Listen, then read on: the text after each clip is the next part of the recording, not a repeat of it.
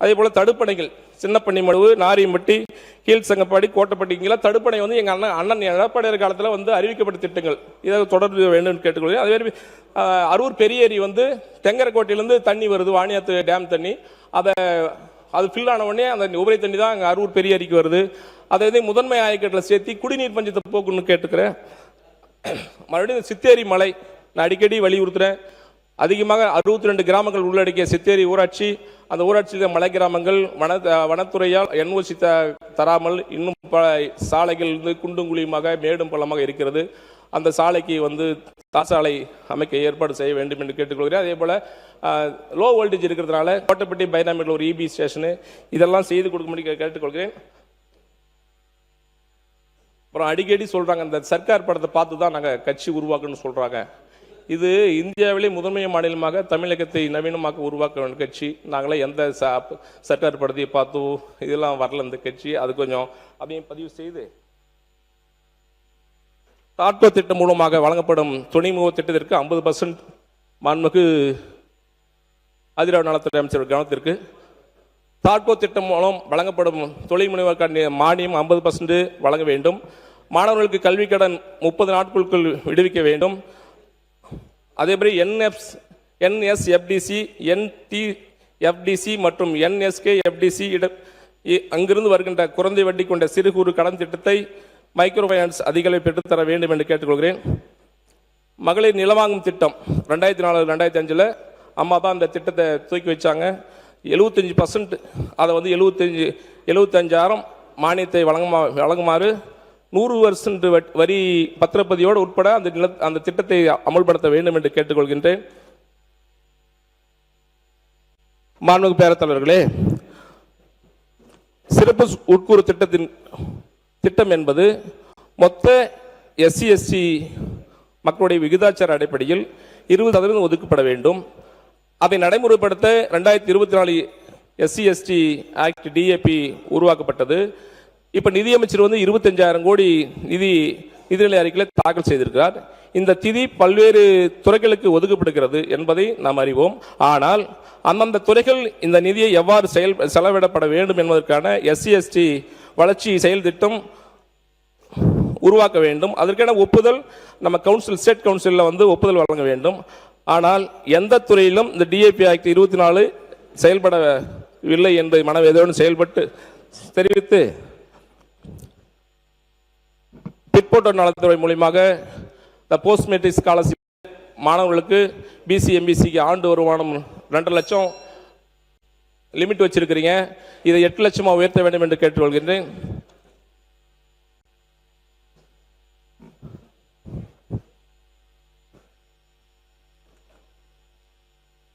மாண்புமிகு பேரவைத் தலைவர்களே, அந்த பிற்பட்டோர் நலத்துறை கொள்கை விளக்கு குறிப்பேடு பக்கம் 6 படி 1992ஆம் ஆண்டு இந்திரா சகானி மண்டல கமிஷன் வழக்கில் உச்சநீதிமன்ற தீர்ப்பின் மூலம் 69% இடஒதுக்கீட்டை தமிழக சட்டப்பேரவையில் தமிழ்நாடு சட்டம் 45/1994 சட்டம் இயற்றி அரசியலமைப்பின் சட்டப்பிரிவு 31B மூலம் அரசியலமைப்பு சட்டம் 9வது அட்டவணையில் சேர்த்து சட்ட பாதுகாப்பை பெற்றுத் தந்தவர் தங்கத்தாரக புரட்சி தலைவி சமூக நீதிகாத்த வீராங்கனை அம்மா அவர்கள் என்பதை பதிவு செய்தோடு, மாண்புமிகு பேரவைத் தலைவர்களே, இந்த வகுப்பு வாரியத்தில் ஏற்படுகின்ற பிரச்சனைகளுக்கு தீர்வு காண தீர்க்க தரிசனோடு மாண்புமிகு புரட்சி தலைவி அம்மா அவர்கள் 1995ஆம் ஆண்டு கொண்டு வரப்பட்ட வகுப்பு வாரிய சட்டத்தின் மூலம் 2002ஆம் ஆண்டு வகுப்பு தீர்ப்பாயம் அமைக்கப்பட்டது.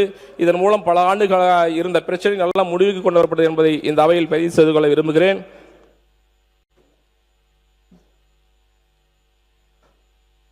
கொள்கை விளக்க குறிப்பேடு பக்கம் 51 பிற்பட்ட நலத்தில் உள்ள தமிழ்நாடு பிற்பட்ட வகுப்பை பொருளாதார வளர்ச்சி கழகம் 16/11/1981 எம்ஜிஆர் ஆட்சிகளை தொடங்கப்பட்டது. BC MBC டினைஃபைடு கம்யூனிகேஷன் குறைந்த வட்டியில் சிறுதொழில் தொடங்க கடன் திட்டம் வகுப்படுகிறது. இந்த திட்டங்கள் தனிநபர் கடன், குரூப் கடன், கறவை மாட்டு கடன், கல்வி கடன், பாசன கருவிகள் வழங்க கடன் 7% குறைந்த வட்டியிலே தரப்படுகிறது. இது 94% வந்து கடன் திருப்பி செலுத்தப்பட்டு வருகிறது. மிகவும்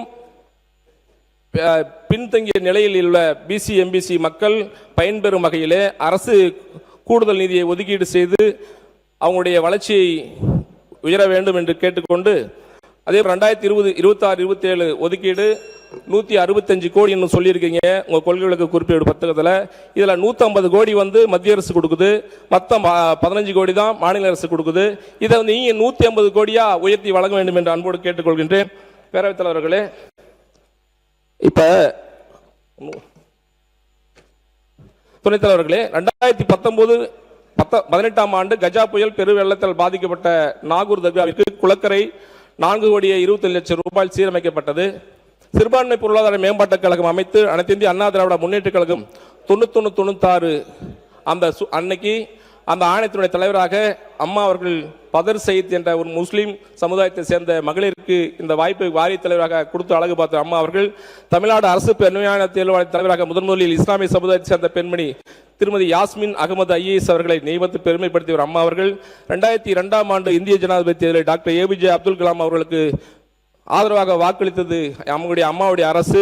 மேலும் எங்களுடைய அண்ணன் எடப்பாடியார் தலைமையான அரசு அவர் நினைவாக பாரத ரத்னா டாக்டர் ஏபிஜே அப்துல் கலாம் கலை மற்றும் அறிவியல் கல்லூரியை 2019ஆம் ஆண்டு ராமநாதபுரத்தில் துவக்கப்பட்டார். நன்றி சொல்லுங்க. 2017 நன்றி சொல்லுங்க. 16 நிமிடம் எடுத்துக்கங்க. 16 இருங்க 2017 திண்டுக்கல்லில் ஹைதர் அலி மற்றும் திப்பு சுல்தான் அவர்களின் வாழ்க்கை வரலாறு குறித்த மணிமண்டபத்தை எங்கள் அண்ணன் எடப்பாடி அவர்கள் திறந்து வைத்தார். கண்ணியமிக்க காயிதே மில்லத் அவர்களுக்கு சென்னையிலே மணிமண்டபம் அமைத்தது அனைத்து இந்திய அண்ணா திராவிட முன்னேற்ற கழக அரசு. முதலாக இஸ்லாமிய பெண் அமைச்சரை உருவாக்கியது அண்ணன் எங்களுடைய அம்மா அவர்கள். இது ஏன் சொல்றேன்னு கேட்டா, முஸ்லீம்களுக்கு எதையுமே செய்யலன்னு சொல்லிட்டு நம்முடைய புது சட்டமன்ற உறுப்பினர் ராணிப்பேட்டை உறுப்பினர் சொன்னாங்க. அதுக்காக தான் இதை பதிவு செய்யறேன். அதே போல அளவற்ற மலையிலே அகிலம் நனைவே அதிரூபம் தோன்றினார் என்று இஸ்லாம் சொல்லுகிறது. அதன் அடிப்படையிலே மௌலானா ஆசாத் தேசிய ஆராய்ச்சி படிப்பு மாணவர்களுக்கு உதவித்தொகையாக 2011 to 18-19 அந்த வரையிலே 240 ரொம்ப நேரமா கேட்டுட்டு இருக்கீங்க, கொஞ்சம் சீக்கிரம் சொல்லுங்க. இருங்க 16 நிமிஷம், இன்னும் 10 பேர் பேசணும்னே, புரிஞ்சுக்கங்க. இருங்க யாரும் ரெக்கமெண்ட் பண்ணாதீங்க. நான் ரொம்ப தெளிவா சொல்லியிருக்கிறேன். 1 நிமிடம் எக்ஸஸா தான் கொடுத்துருக்கேன் உங்களுக்கு. நன்றி சொல்லுங்க. அவை முன்னவர்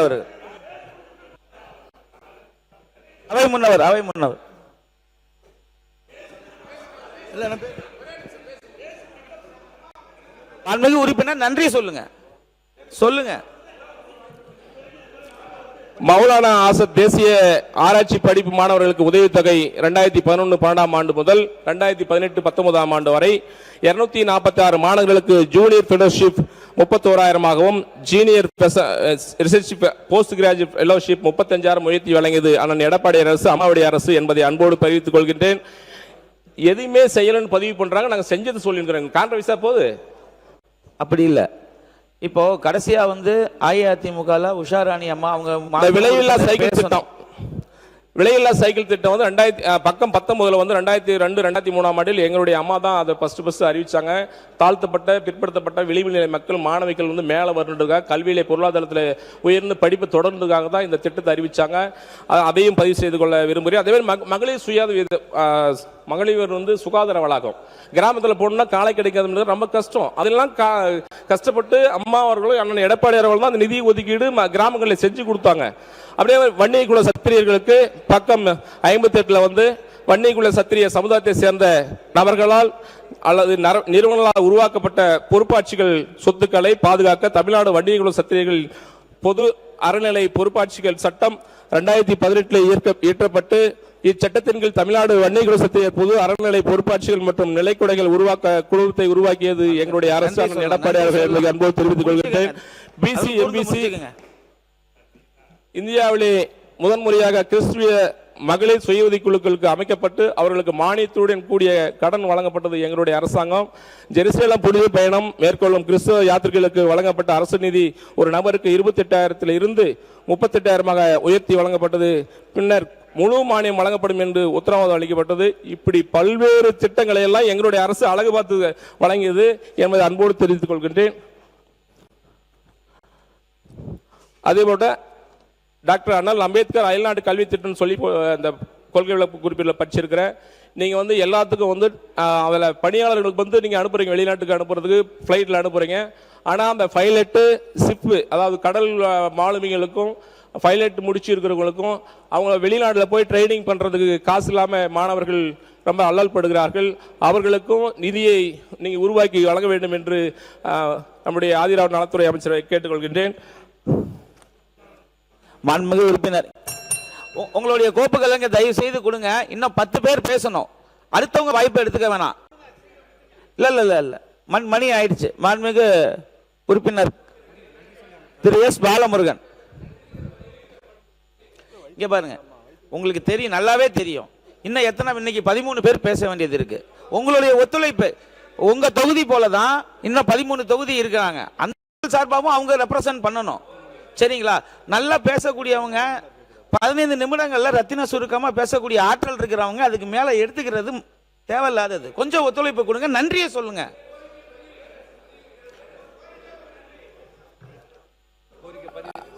சித்தேரி மாடல் ஸ்கூல் வந்து போன ஆட்சியில் அனௌன்ஸ் பண்ணாங்க. அதுடைய திட்டங்கள் ஒன்றும் நிறைவேற்றப்படலை. ஏற்கனவே 350 மாணவ மாணவிகள் எங்களுடைய ஆட்சி காட்டில் அந்த ஸ்கூல் தரப்பட்டு தொகுதி கோரிக்கை தான் இது. என்னுடைய தொகுதி கோரிக்கையில் இந்த மாலிப்பிடன தொழிற்சாலை அரூரில் வந்து ஆராய்ச்சி பண்ணி 1991 ஆராய்ச்சி பண்ணி முடிச்சு கருத்தூர் வந்து சென்ட்ரல் கவர்மெண்ட் போயிடுச்சு. இதை வந்து என்னுடைய சுகர் மில் அரூர் கூட்டுறவு சர்க்கரையில் வந்து 4 டன் அரவை இருந்துச்சு. இப்போ 1.5 லட்சம் அரவை டன்னா வந்துருச்சு. அது காரணம் என்னன்னா, அங்கே வந்து கரும்பு வெட்டுறவங்களுக்கு கூலி வந்து விவசாயிகளால் தர முடியல. அந்த கூலி செலவை வந்து அரசாங்கமே ஏற்றுக்கணும். அதே மாதிரி அவங்க பணியாளர்கள் வந்து ரொம்ப குறைவாக இருக்க தான் அதை நிரப்பணும். எங்களுடைய தொகுதி சார்ந்த கோரிக்கைகளை உங்களிடம் நான் பேசியதாக எடுத்துக்கொண்டு பதிவு செய்து கொள்ள வேண்டும் அன்போடு கேட்டு வாய்ப்பளித்த உங்களுக்கு நன்றி கூறி விடைபெறுகிறேன். உறுப்பினர் தாகிரா அவர்கள்.